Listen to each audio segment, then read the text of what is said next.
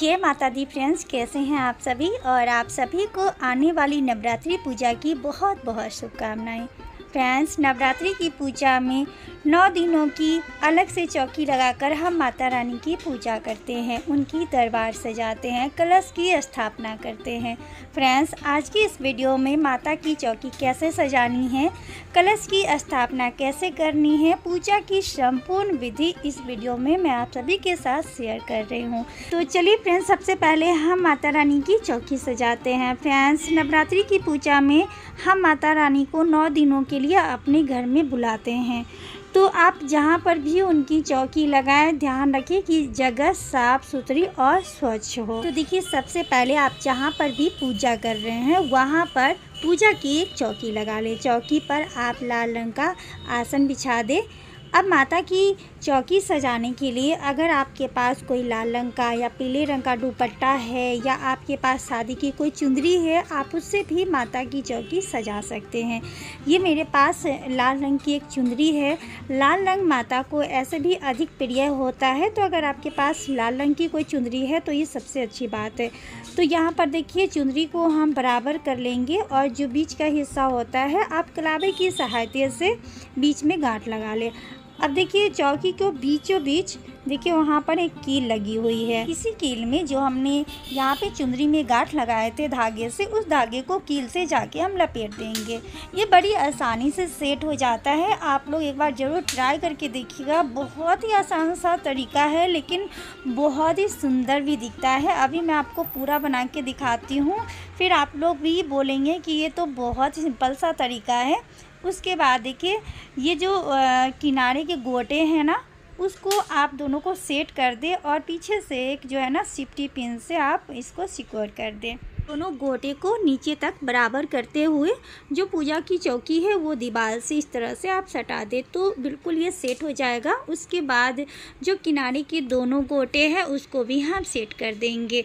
देखिए, कितनी कम मेहनत में और कोई खर्च नहीं है, कितनी आसानी से माता की चौकी देखिए सज गई है। बहुत ही प्यारा लगता है। आप के पास जो भी दुपट्टा हो, चुंदरी हो, आप उससे माता रानी की चौकी सजा सकते हैं।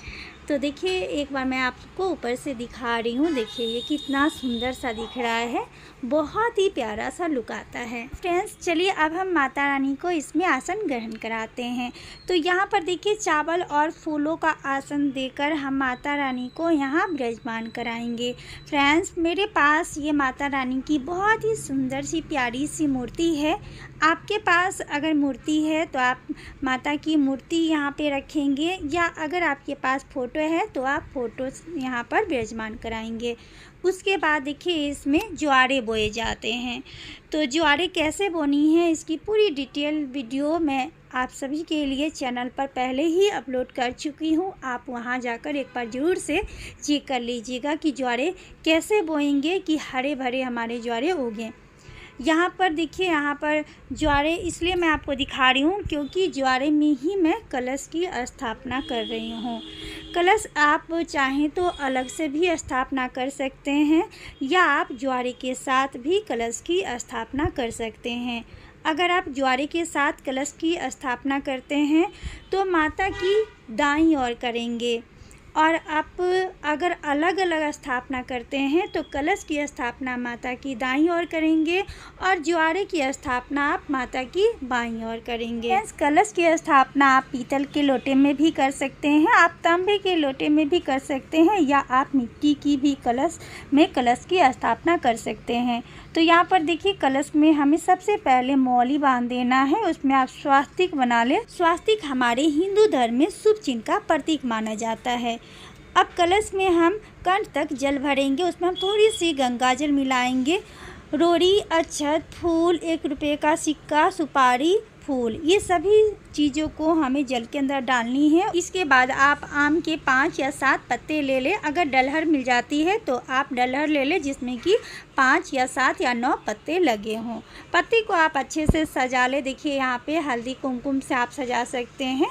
तो देखिए, यहाँ पर 5 पत्ते हैं, तो इसको हम इस तरीके से कलश में लगा। इसके बाद हम एक कटोरी में चावल कलश के ऊपर रखेंगे। अब हमें एक नारियल चाहिए होती है, जो कि जटा वाली नारियल होती है, पानी वाली, आपको वही नारियल लेनी है। नारियल के ऊपर जो है आप कलावा लपेट दें। उसके बाद आप चाहें तो ऊपर से चुंदरी भी इस तरह से लपेट सकते हैं।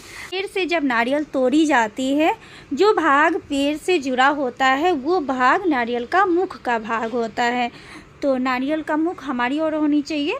इसके बाद देखिए चावल का आसन देकर अब हम कलश की स्थापना करेंगे।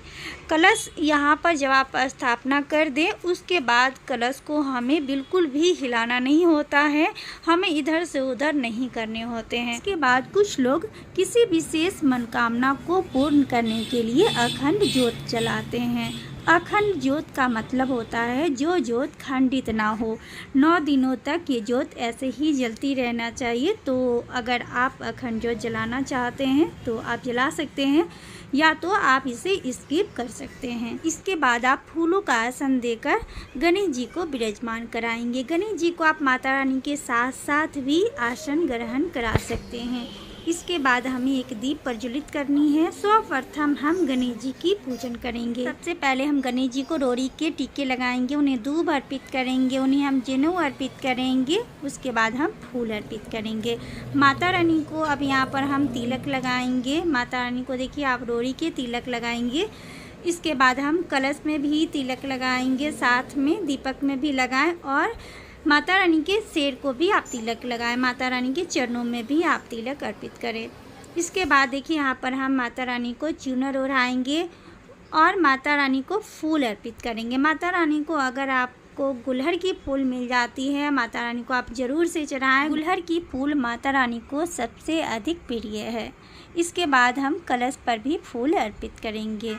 इसके बाद हम सभी को यहाँ पर धूप दिखाएंगे। माता को भोग स्वरूप आप बतासा और लौंग, बतासा लौंग जरूर से अर्पित करें। उसके बाद आप पंचमेवा माता रानी को आप भोग लगा सकते हैं, आप फल के भोग लगा सकते हैं, लेकिन सबसे प्रिय जो माता रानी का भोग होता है वो बतासा और लौंग का भोग होता है। आप बतासा लौंग जरूर रोज़ चढ़ाएं।